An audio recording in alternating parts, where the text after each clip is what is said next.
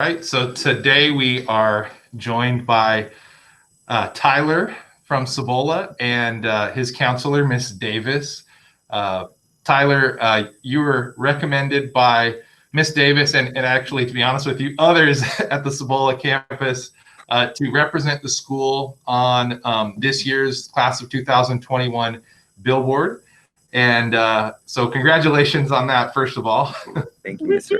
Thank you. Yeah. And I guess my first question for you is, how did it feel when you found out that you were selected to represent the school in such a public manner? Absolutely. So, when I first got selected, I was in my English class with Miss Manifold, and towards the end of the class, she had written me a note. I actually have it in my phone case because it meant a lot to me. It says, "Go to the principal's office." She like slammed it on my MacBook, and I was like, coming from Miss Manifold, I was like, that is not going to be a good thing. I was nervous. And then I was sitting outside of the principal's office with the secretary, and she like slowly opened the door. I was so confused, but then all those like feelings of like fear and confusion, they turned into excitement when I saw all the counselors all recording and all like smiling. And I was really excited, and I'm really grateful that I got selected for this program, for this Billboard. That's awesome. I'm glad you shared that story too. I heard a little bit of it, but I hadn't heard the full thing, so that's pretty exciting. So, Ms. Davis, I know you were the one who most excitedly nominated Tyler. I know he's got a lot of supporters. He's even mentioned a lot of people have really helped him at Cibola, but why was it so important for you to nominate him, and why did you do that? I'm definitely excited. Anytime anything relates to Tyler, I get excited.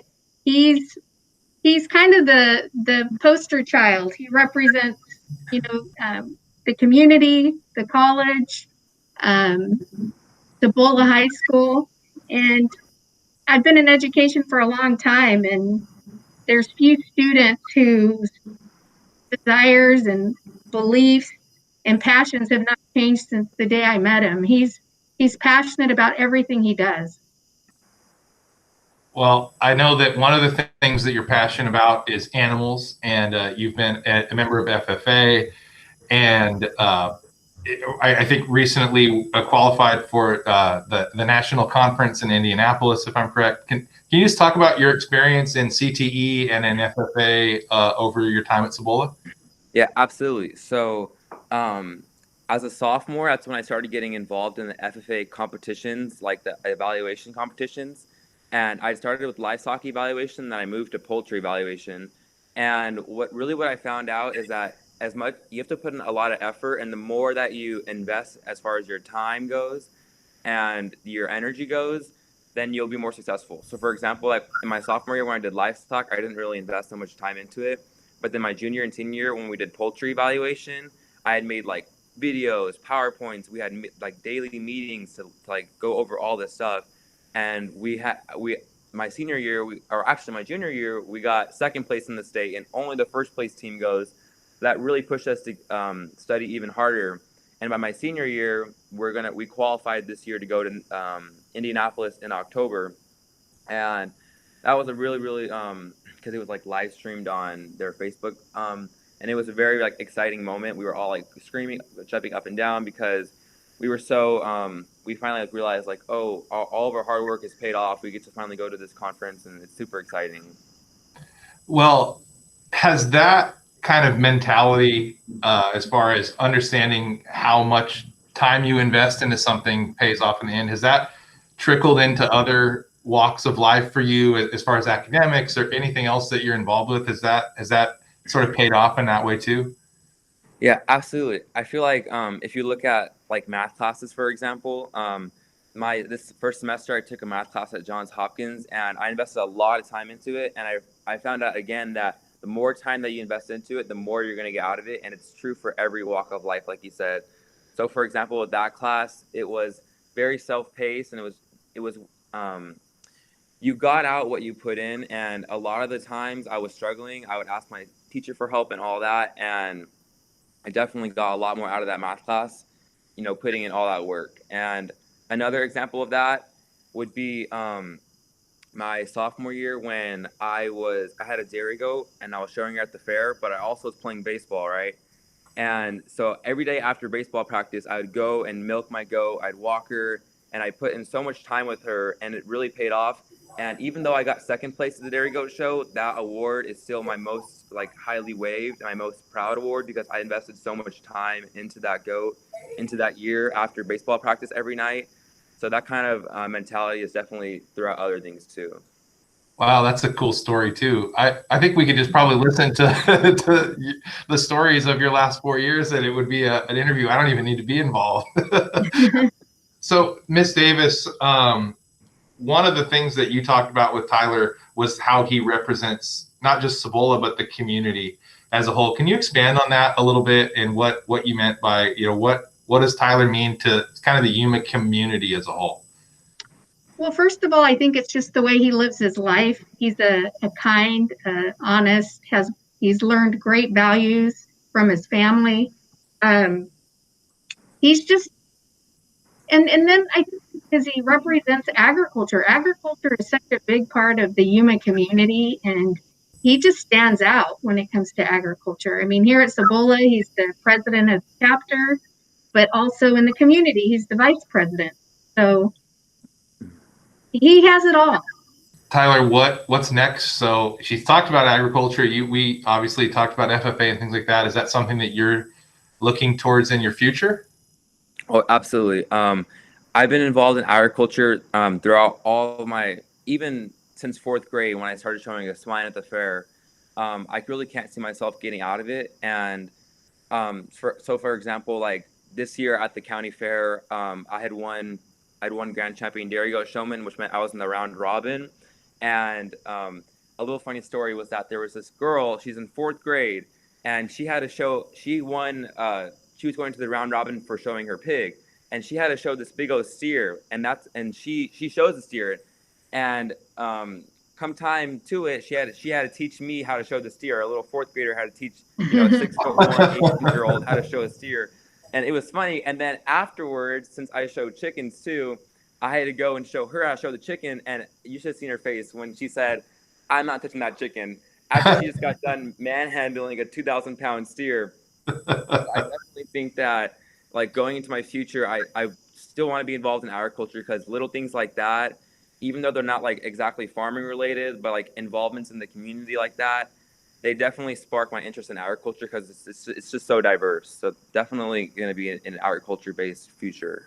Yeah, there's definitely a higher level, a sense of community among everybody that's involved. I know that for sure. What's next for you in the fall? The fall of this year, I plan on running for Arizona FFA state office, where I hope I can give back to my community, because it's a lot. It's really based on giving back as opposed to like, competing or different things like that. So I definitely want to do that. I also am going to go to University of Arizona Honors College and study agriculture. And also recently, I've been trying to get myself involved in their livestock judging team, because I know that at the university level, they have livestock judging teams. And that's something that I definitely want to do come fall of this year. Where do you see yourself 5 to 10 years from now? Oh, man. So last week coming out of county fair, I still have that that showmanship and that livestock judging sort of blood, like fever almost.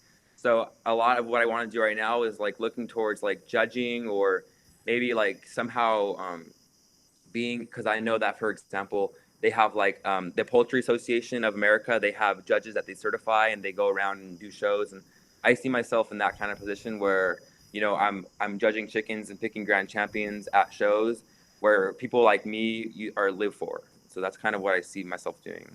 Wow, that's cool. And it's another way of giving back, right? Yeah, absolutely. So when you look back, and we're getting close to the end here, but when you look back at Cibola over the last 4 years, has there been anything or some few things that have helped you get where you are today? Finishing in the top 5 amongst your class, headed to University of Arizona Honors College. Is there something that stands out as far as how you got to where you are today from Cibola? Absolutely. Looking at marker events at Cibola, there's a few different times where like I really developed. So for example, would be when I played baseball my sophomore year. And there was just this one practice where we had run so much, and I was so done. And I remember like that feeling. I remember what my teammate had said to me, had to just keep pushing, and he helped me out.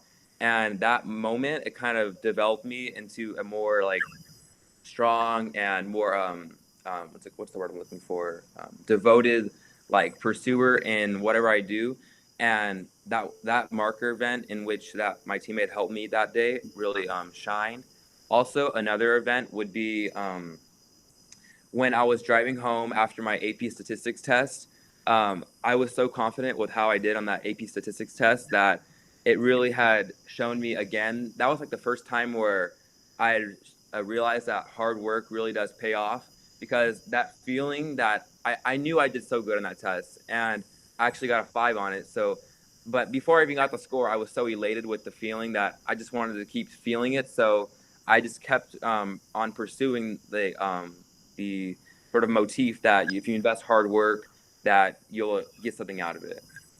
Wow. So have you, were there any courses like maybe that AP class, or even if it was your CTE ag classes, are there any courses that, you know, maybe 5-10 years from now, you'll look back on and remember them a little more than maybe others? Yeah, absolutely. So a lot of my memories and a lot of my passion has come from those 4 years of ag classes that I've taken. But if you look at sort of like bigger picture in 10 years, I'm definitely going to look back on my AP stats class, because like I said, it was that class that I invested so much hard work in and got so much out of it. And I really recommend taking the AP stats class to anybody, like a sophomore or junior, because you get so much out of that class and it's so applicable to your real life. So definitely my AP stats class and my ag classes, I'm going to remember the most as I move on. Well, that's all I have for you guys today. You know, I said it earlier, congratulations. I feel even prouder to say congratulations after getting a chance to talk to you for 10 minutes or so. And I'll see you in a little while to take your picture. So Awesome. congratulations and great to meet you. Thank you very much, guys. Thank you, you. Mr. Patton.